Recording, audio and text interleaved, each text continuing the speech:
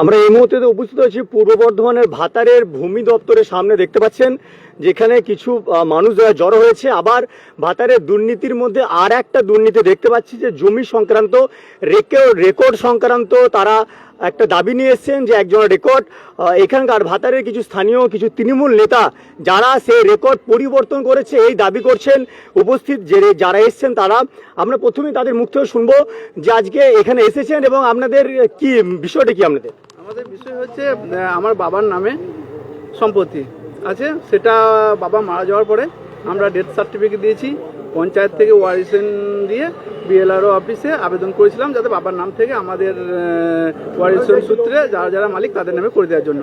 আমরা রীতিমতো বিএলআরও অফিসে অ্যাপিল করি। বিএলআরও দীর্ঘদিন পর সময় দেয়, আরআই দিয়ে ইনকোয়ারি হয়, বাড়িতে গিয়ে ইনকোয়ারি করে সমস্ত প্রসিডিওর মেনে আমাদের নামে 18 তারিখ হিয়ারিং করে রেকর্ডটা করে দেয় যথাযথ। তার দুদিন পরে দেখতে পাই যে হঠাৎ করে আমাদের নাম থেকে আবার পুনরায় আমার বাবার নামে রেকর্ডটা ফিরে যায়।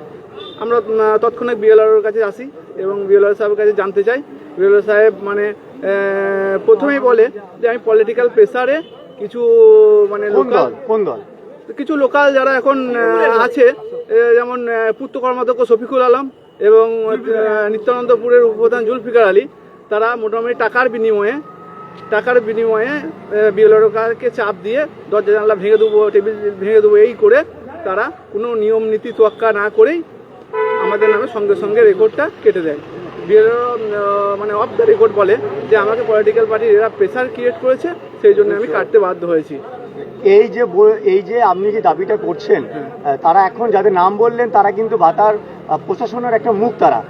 তাহলে আপনি কি আপনার নিজস্ব থেকে আপনি কি এই নামটাকে নিচ্ছেন? হ্যাঁ, আমাকে বিএলআরও সাহেব প্রথম দিন যখন চাপ দিই আমরা জানতে চাই কেন করেছি, বলে আমার কাছে প্রেসার ছিল সেই জন্য আমি করেছি।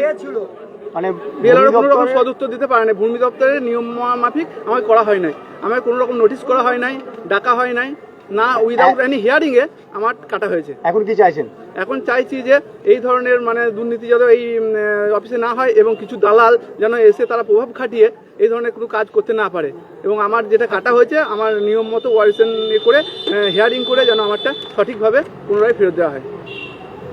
আমরা শুনলাম যে বাবার সম্পত্তি ওয়ারিসেন সূত্রে পাওয়ার পরেও কিন্তু রেকর্ড হওয়ার পর কিছুদিনের মধ্যে কিন্তু আবার সেই রেকর্ডটা বাবার নামে চলে যায়। আমরা আরও এখানে যারা আছেন তাদের মুখ থেকে শুনবো যে এই যে তাদেরই বক্তব্য যে একটা দুর্নীতির আখড়া, তারা নাম নিচ্ছেন এখানকার স্থানীয় যারা তৃণমূল নেতৃত্ব আছে, সেসব স্থানীয় তৃণমূল নেতৃত্বের তারা কিন্তু নাম নিচ্ছেন।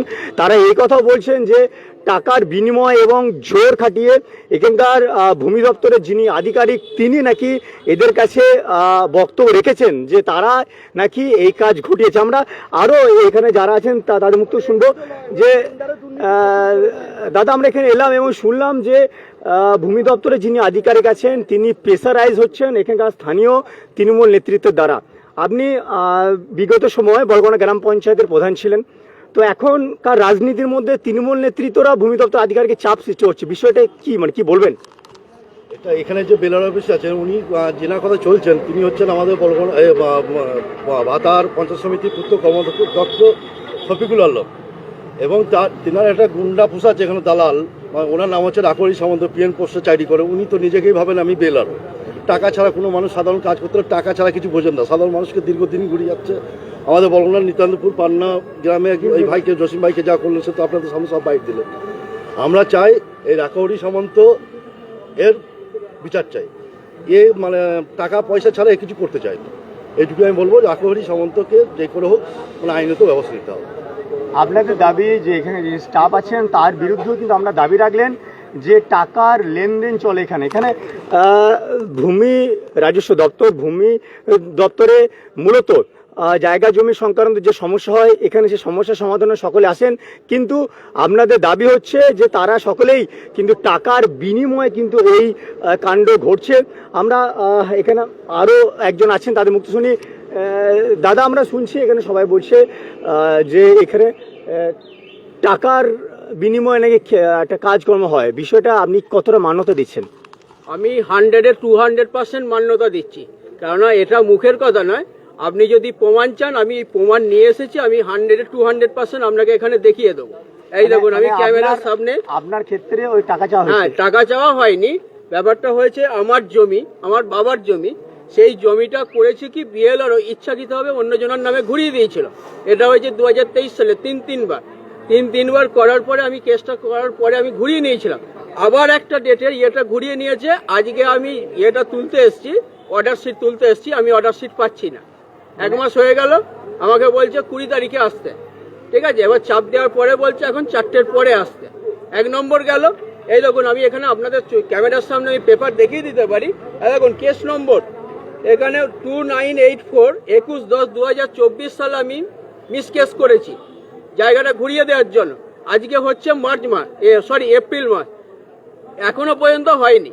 প্লাস হচ্ছে জায়গা জমি সংক্রান্ত মিউটেশন হলে বাড়িতে চিঠি যায়, যার জমি বিক্রি করছে এবং যে কিনছে, চিঠিপত্র মাঝখান থেকে গায়েব করে দিচ্ছে। আমাদের অনলাইনে দেখতে হচ্ছে। শুধু এইটা নয়, আমি ডিএম অফিস থেকে আরম্ভ করে সব দাদা, জায়গায় মানে চিঠি করেছি। আপনি যে না আপনি বললেন যে আপনার এখানে কাজের ক্ষেত্রে যে টাকা পয়সার একটা হ্যাঁ, এই টাকা পয়সা ব্যাপারটা হচ্ছে কি এরা ডাইরেক্ট নিচ্ছে না, এখানে যারা মুহুরি ফুহুরি আছে, এই যে মনে করুন অর্ডার শিট তুলতে হচ্ছে, দলিল তুলতে হচ্ছে, এগুলো তো একটা খরচা আছে। এই খরচার মাধ্যম দিয়ে এরাও চলছে। কি নাম এই দেখুন, আপনার? কি নাম আমার নাম অভিজিৎ চ্যাটার্জি, আমার বাড়ি নাসিক গ্রাম। এই দেখুন এই অর্ডার শিটটা, এই যে দলিলটা তুলেছি, এই দলিলটা হচ্ছে নিচ্ছেন, এই দলিলটা হচ্ছে অন্য একজনের, যার নামে আছে, তার এটা জমি না। এই জমিটা হচ্ছে উমাপদ মুচির নামে দলিল করেছে, কেটে নিয়েছে আমার পর্চা থেকে। এটা নিয়ে আমি অর্ডার শিট করেছি, করেছি 2024 অক্টোবর মাসে 21 তারিখ, আজকে হয়ে যাচ্ছে এপ্রিলের 2 তারিখ। আমি দিনের পর দিন ঘুরছি, এটা নিয়ে কোনো সমস্যার সমাধান হয়নি। প্লাস 1 নম্বর গেল, এই যে বাপ্পা দা, আমরা শুনলাম যে যে সমস্যা নিয়ে এসেছিলেন যারা, কিন্তু আর একটা সমস্যা পেলাম যে মূলত জমি সংক্রান্ত রেকর্ড নিয়ে কিন্তু এখানে বিভিন্ন ধরনের সমস্যা আমরা পাচ্ছি। আমরা এই মুহূর্তে বুঝতে পারছি পূর্ব বর্ধমানে ভাতারের সমষ্টি ভূমি ও ভূমি সংস্কার আধিকারিকের করণের সামনে, এবং তারা যে দাবি করলেন যে রেকর্ড ছিল, সেই রেকর্ড কিন্তু স্থানীয় কিছু নেতৃত্বের উপর তারা চাপ সৃষ্টি করেই নাকি তাদের এই তার রেকর্ডের নাম পরিবর্তন করা হয়েছে। আমরা কিন্তু সরাসরি সেই ছবি কিন্তু 7 দিন সংবাদ পর্দায় তুলে ধরলাম। আরেকটা স্যার